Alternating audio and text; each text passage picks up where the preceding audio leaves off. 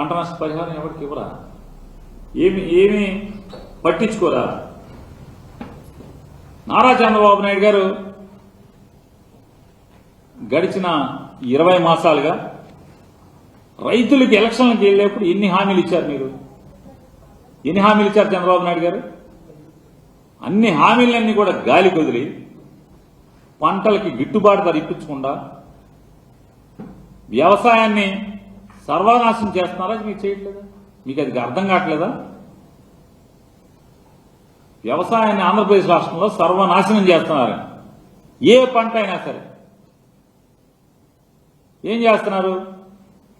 వ్యవసాయాన్ని చంపేసి రైతు వ్యవసాయాన్ని వదిలేలాగా మీరు వాతావరణాన్ని తయారు చేసి రైతుల యొక్క పొలాల్ని 100 ఎకరాలు 1000 ఎకరాలు మీకు అనుకూలమైనటువంటి వ్యాపారస్తులకి దారాదత్తం చేసే పనిలో మీరు ఏమా బిజీగా ఉన్నారా? ఉండలేదా?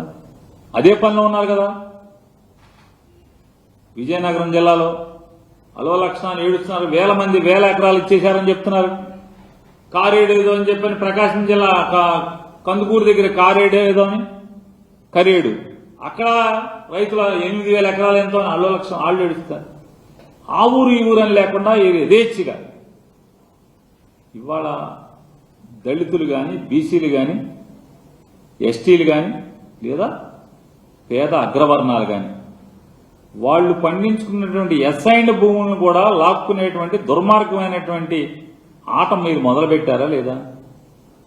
కేబినెట్లో అసైన్డ్ ఆస్తుల్లో సాగుతో అనుభవిస్తున్నటువంటి జీవితాన్ని వెళ్లదీస్తున్నటువంటి 4 ముద్దలు తింటున్నటువంటి పండించుకుని 4 ముద్దలు తింటున్నటువంటి ఈ పేద రైతులందరినీ భూములు లాక్కుంటాకి కేబినెట్లో మీరు తీర్మానం చేసి చట్టం చేయబోతున్నారని చెప్తున్నారు కదా.